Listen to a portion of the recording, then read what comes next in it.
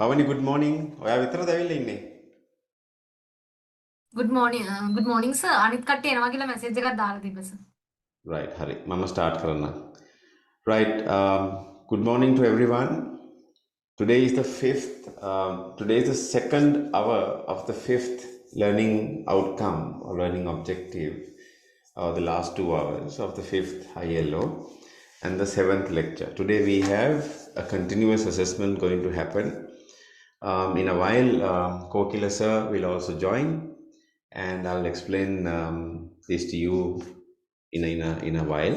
But before that, we studied we studied about service marketing triangle, company, employee, and customers. We studied last time, and let me refresh your mind with certain examples. Right. So let's watch this video, and then we'll join.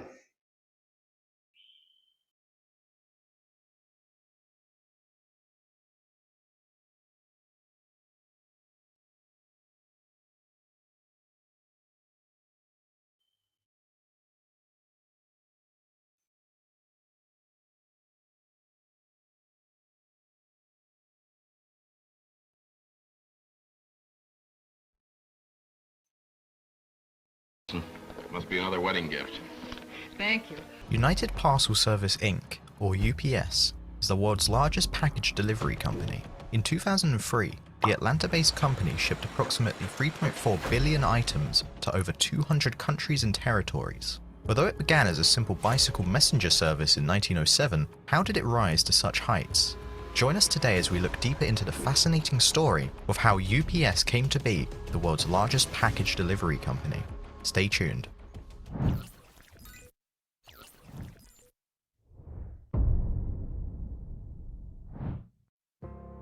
UPS is an international package delivery company founded in 1907 in Seattle by 19-year-old Jim Casey and his friend Claude Ryan. They built American Messenger Company with only 2 bicycles and a handful of messengers, 1 phone, and a tiny office in the basement of a saloon. The messengers ran errands for the people, as well as delivered telegrams, notes, and packages. In order to maintain the operations of his failing business, Casey delivered telegraph messages, served hot lunches, and occasionally took odd jobs. In order to create Merchants Parcel Delivery, Casey combined his business with the rival organization Motorcycle Delivery Company of Everett McCabe. There were a few motorcycles and a Model T Ford in the fleet at this point. In 1916, company drivers joined the International Brotherhood of Teamsters with Casey's approval. 3 Seattle department stores hired the service in 1918 to deliver merchandise to customers on the day of purchase. Until the late 1940s, department store deliveries were the firm's major focus. Meanwhile, Merchants Parcel Delivery made its first foray outside of its home market in 1919, purchasing a delivery firm in Oakland, California. Since a company with the same name already existed in San Francisco, another name change was necessary. So, the name United Parcel Service was chosen at the time. UPS expanded to Los Angeles, San Francisco, San Diego, and Portland, Oregon in the 1920s. With the start of delivery service in New York City in 1930, an East Coast expansion journey began. That same year, UPS relocated its headquarters to New York through a newly created division called United Air Express, which loaded packages onto passenger aircraft. UPS started offering air delivery services in 1929. The Great Depression ended plans for overnight air service, and UPS terminated United Air Express in 1931. The company did not resume air service until 1953, when UPS Air was launched as a 2-day service connecting major cities on the east and west coasts.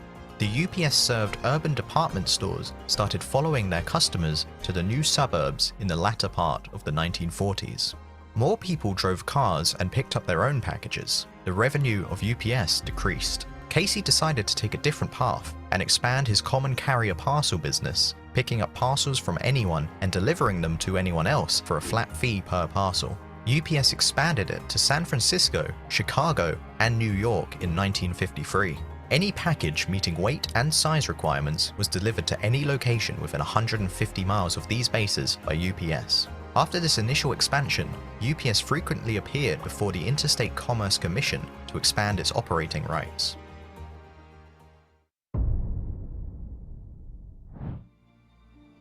In 1962, when UPS had annual revenues of approximately $141 million, Casey resigned as CEO. George D. Smith took over as his successor. Between 1964 and 1969, UPS's sales and profits more than doubled, reaching $31.9 million on about $548 million in sales. The company remained privately owned, its stock held by several hundred of its executives. In 1969, UPS served 31 states on the East and West coasts. It had recently received ICC approval to add 9 Midwestern states and was soon to receive approval for 3 more. The firm kept a low profile, avoiding publicity, and it hoped that keeping a low profile would prevent anyone from copying its methods. In 1970, Congress considered a postal reform that would allow the USPS to subsidize its parcel post operations with profits from first-class mail. This would allow it to compete more directly with UPS and lower its prices. UPS hired a public relations firm and publicly announced its earnings for the first time, attempting to make the case that it was an essential part of the US economy and that postal reform would be disruptive. In 1969, UPS handled 500 million packages for 165,000 regular customers. According to the company, 95% of all deliveries within 150 miles were delivered overnight.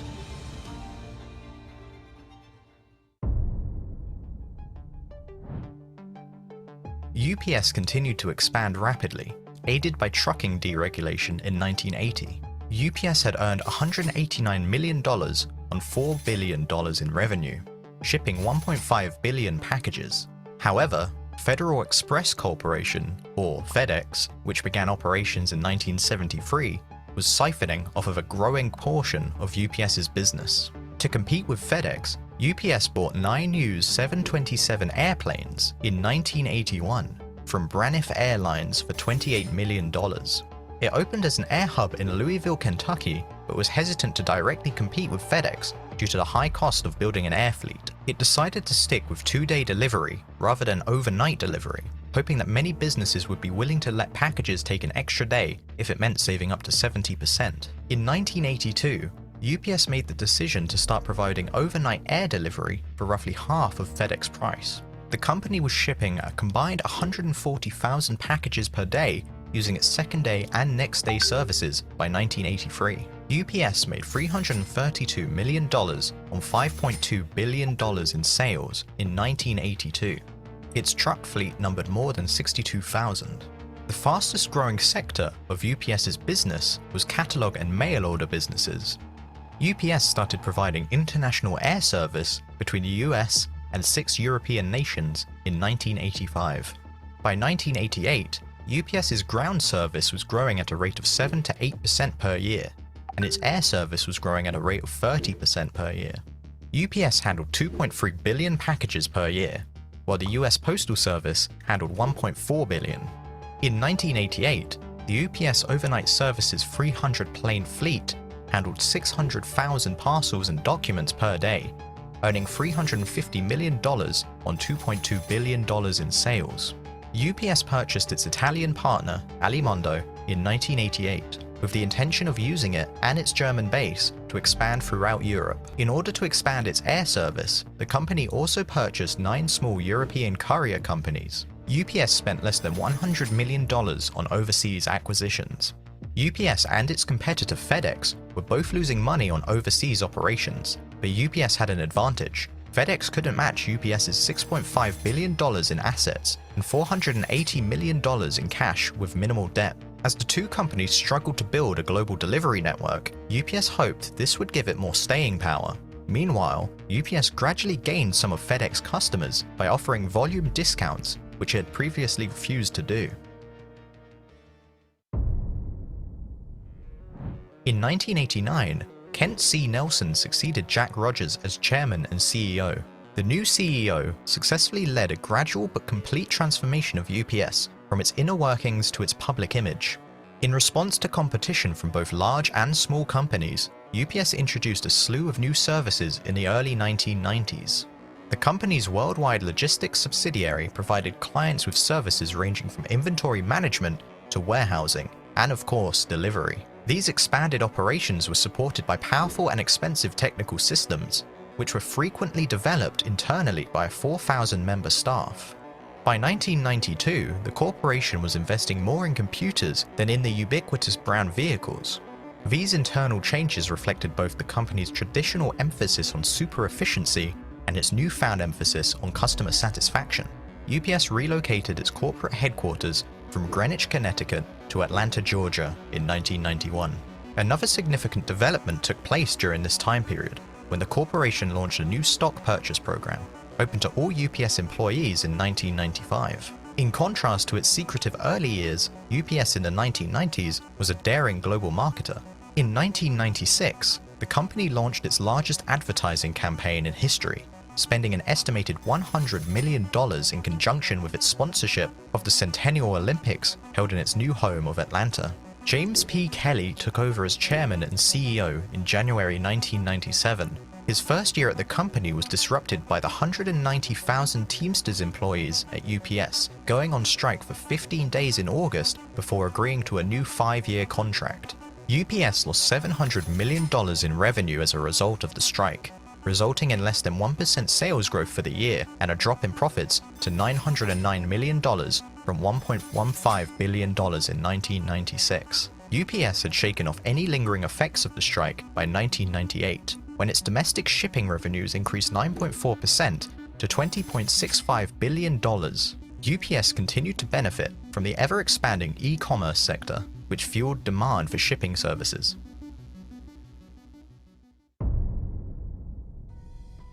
UPS began its post-IPO acquisition spree in 2000 when it purchased Challenger Air Cargo, a Miami-based freight carrier that operates in Latin America. UPS paid approximately $185 million in cash in April 2001 for mailboxes, etc., a franchise-based chain of stores in the United States that provides packing, shipping, and mail services. UPS acquired Fritz Companies Inc. in a $456 million stock swap in May 2001 as part of the company's aggressive move into global supply chain management. Then, in late 2002, UPS Freight Services and UPS Logistics Group merged to form UPS Supply Chain Solutions, a streamlined unit with operations in 120 countries. Despite the implosion of numerous e-commerce companies and the package deliveries that died with them, UPS managed to grow during the recessionary early 2000s. Total revenues reached $33.49 billion by 2003, with faster growth in international package deliveries and non-package operations making up for their shortfalls in the US package delivery sector.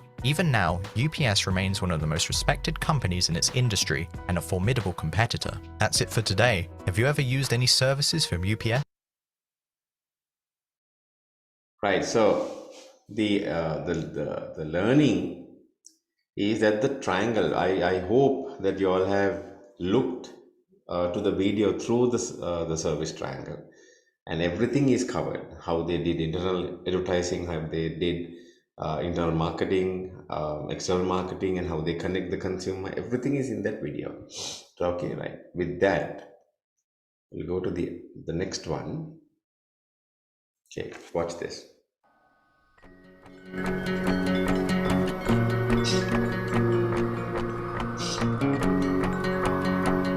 You're a small piece in a very big jigsaw puzzle with Qantas, but you're an integral part of that puzzle and you can make all the difference to someone's day. On any particular day, we could come across probably over 1,000 customers, and we could also be cross-crewing with 30-odd crew. And that makes the day interesting too. It can be quite challenging, but it also can be fantastic.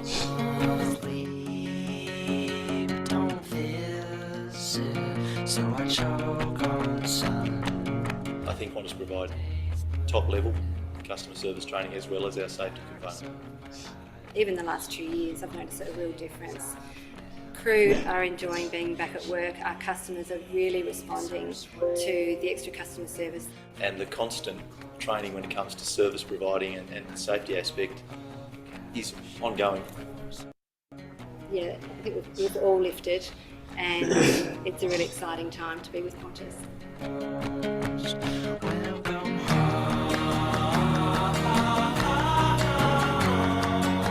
The iPad's having a application that gives a heads up on every passenger on board. If there's an incident where you need to know prior to that passenger boarding, it's a great tool in service recovery or just in acknowledgement of happy birthday to that passenger.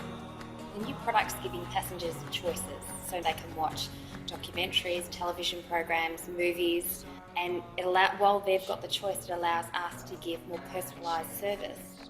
Our customers love it, they really do, and we do too. If customers are happy, we're happy. In the last 12 months, we've had a big emphasis on the passenger, and part of that's been customer service training. It's trying to lift that profile of customer service, which is really important, because if we don't have that, as cabin crew, we don't stand for much, really. We really are able to be individuals as well as being under the corporate Qantas banner. They know the customers enjoy it too. It's nice to stand with your shoulders back and think, yep, I work for that company and I'm responsible for people wanting to fly Qantas. So yeah, I love it. It's wonderful. It makes us feel very proud. Yep.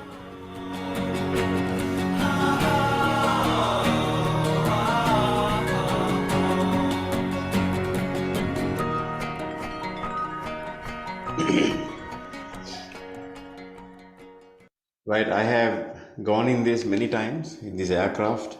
Service is absolutely excellent. So now if you look at through the service triangle, you'll understand how Qantas is working, right? Hold on a minute.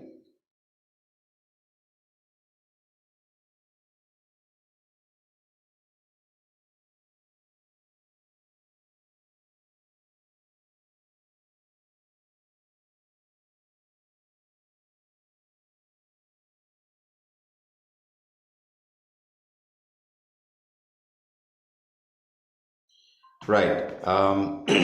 So whatever the examples I'm giving, these are very carefully selected videos, so that I'm guessing that guessing that you will be looking through the service triangle, right? Okay, one more, and then we will switch to our CA.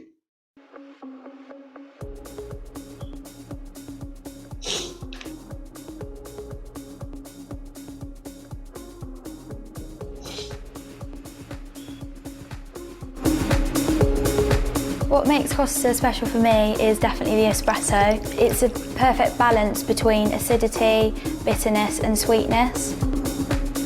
The instant hit that you get when you drink it is on another level, really. The espresso is made from our signature Mocha Italia beans. They are made of the Arabica and Robusta beans, which really complement each other together.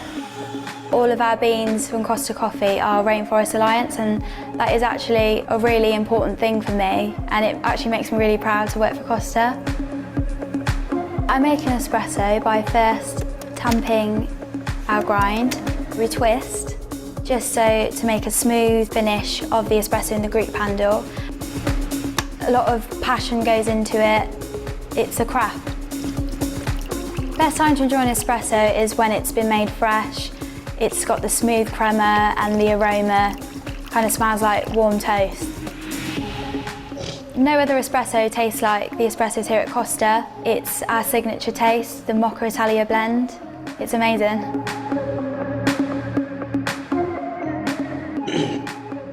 Right. Okay, now let me go to your presentation.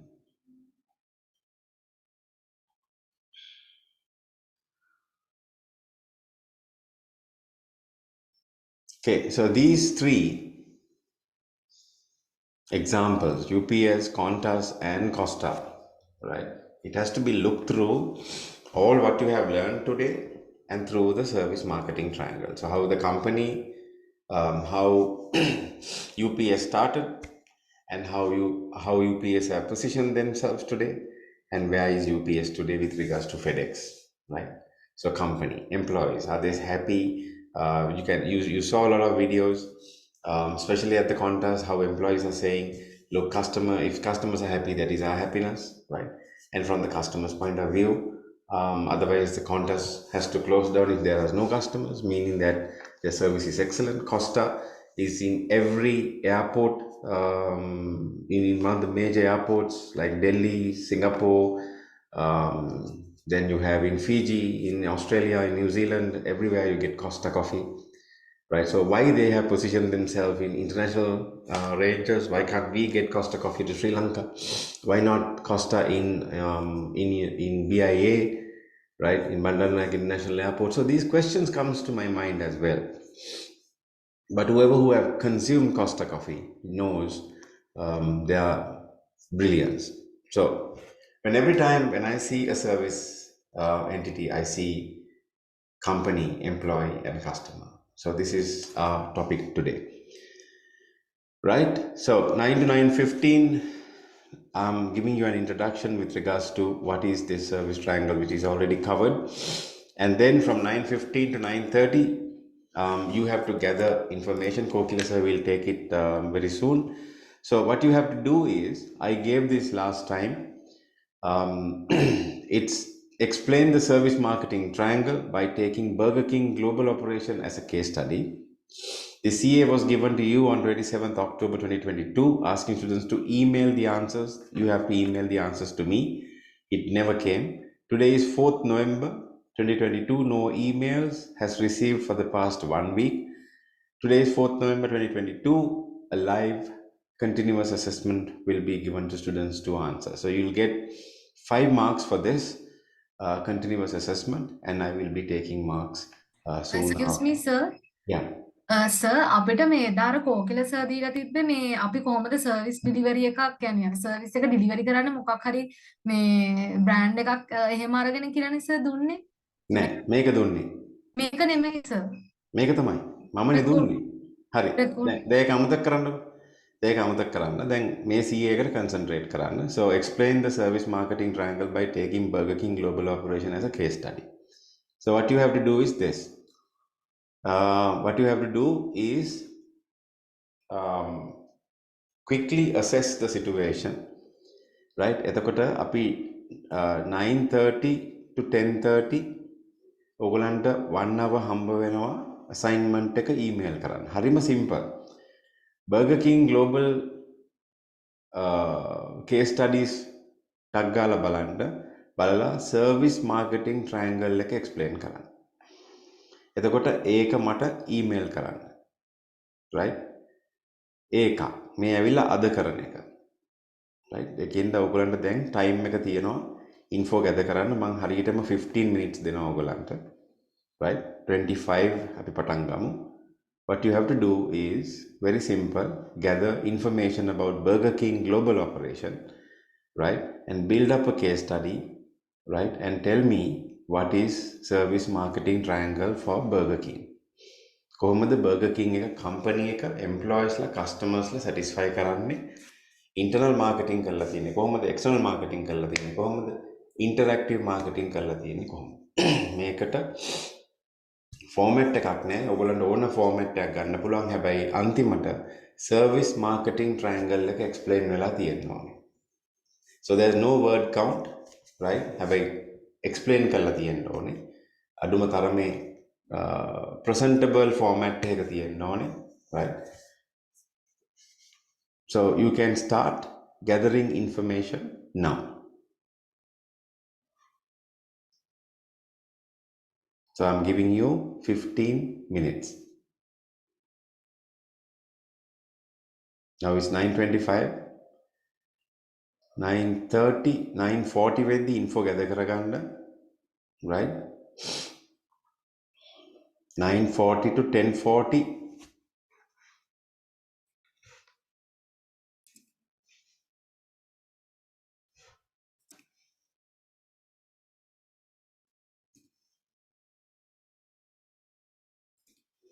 You will have the time to do the assignment and submit the assignment. It was say අපි 10:40 ඉඳලා 11 Viloka sir will join to tell you how HR point of view කොහොමද service industry එක දකින්නේ කියන එක. දැන් Viloka sir ලෑස්තිලා ඉන්නවා 10:40ට සර් ගන්නවා. එතකොට 11ට ඉවර වුණාම මම ඕගලන්ට අනිත් CA එක explain කරන්නම්.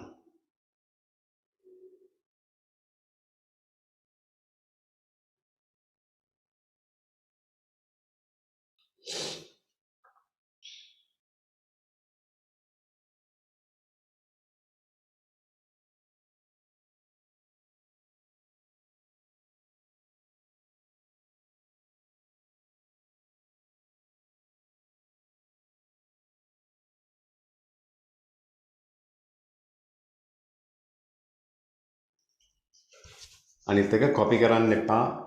තමුන්ගේ දේවල් අනිත් කෙනත් එක්ක බෙදා ගන්න එපා. unique answers එන්න ඕනේ. මොකද මේක ලොකු area එකක්.